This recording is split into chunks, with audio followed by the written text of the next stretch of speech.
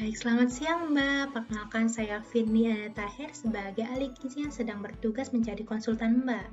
Baik, saya ada beberapa jawaban nih Mbak untuk Mbak yang rekannya sedang menjalani kemoterapi dan merasa mual. Nah, yang pertama, hindari makanan tinggi lemak terlebih dahulu jika merasa mual seperti goreng-gorengan, daging yang berlemak, dan juga ayam dengan kulit. Yang kedua, jika memang sangat merasa mual, bisa diberikan makanan yang kering seperti crackers dan juga roti bakar. Untuk tips yang ketiga, bisa makan dengan porsi yang kecil namun sering agar bisa lebih diterima.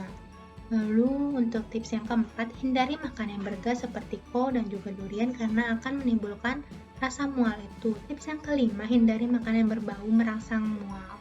Tips yang keenam, makan dan minum secara perlahan.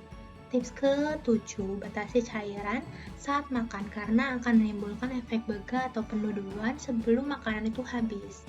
Nah, tips yang ke-8, tidak tiduran setelah makan karena akan menimbulkan reflux ataupun makanan menaik kembali ke kerongkongan.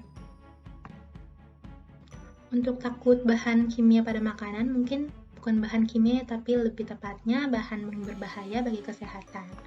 Nah, sejatinya tidak ada makanan yang paling baik dan juga yang paling buruk. Namun, untuk penderita kanker memang lebih baik diperhatikan bahan makanan yang tidak bermanfaat bagi kesehatan. Seperti untuk kanker, hindari daging olahan, daging yang digrill, dan juga daging yang diasap. Begitu juga dengan makanan yang pengolahan minyak panas ataupun temperatur yang tinggi, karena dapat menimbulkan adanya zat karsinogen atau zat yang dapat menyebabkan sel kanker itu tumbuh. Lalu apa saja makanan saya anjurkan? Yang pertama, makanan tinggi antioksidan seperti berries, tomat, pepaya, buah, jeruk, bayam, jambu biji, buah bir. Lalu ada bawang-bawangan yang kaya antioksidan seperti bawang putih, bawang merah. Dan juga makanan tinggi antioksidan ini dapat mensupport kemoterapi rekan Mbak. Untuk protein hewani tetap harus dikonsumsi ya Mbak. Protein hewaninya memilih protein yang rendah lemak seperti ikan, ayam tanpa kulit, putih telur. Nah, untuk protein nabatinya juga perlu dikonsumsi seperti tempe dan juga tahu. Untuk karbohidratnya bisa disesuaikan dengan kesukaan rekan Mbak. Seperti biasanya makan nasi itu tidak apa-apa menggunakan nasi, tapi tidak untuk ubi ya Mbak, karena ubi mengandung gas. Nah, untuk perlu diperhatikan juga konsumsi makanan manisnya karena dapat menaikkan kadar insulin. Untuk lemaknya saya menganjurkan lemak sumber omega 3 dan omega 6 seperti minyak zaitun, minyak jagung, minyak ikan, juga alpukat juga baik untuk antioksidan juga, untuk lemaknya juga baik.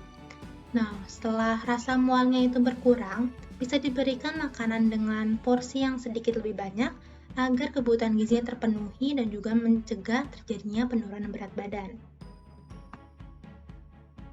Selanjutnya saya juga menghimbau untuk Mbak sebagai rekannya untuk tetap mendukung agar tetap makan dan tekankan bahwa makanan adalah bagian penting dari proses pengobatan.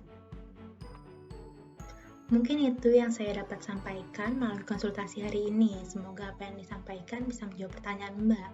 Jika masih ada pertanyaan lagi, boleh dipersilakan untuk tanyakan kembali ya Mbak. Baik, terima kasih sudah mempercayai saya sebagai konsultan gizi Mbak. Saya cukupkan, selamat siang.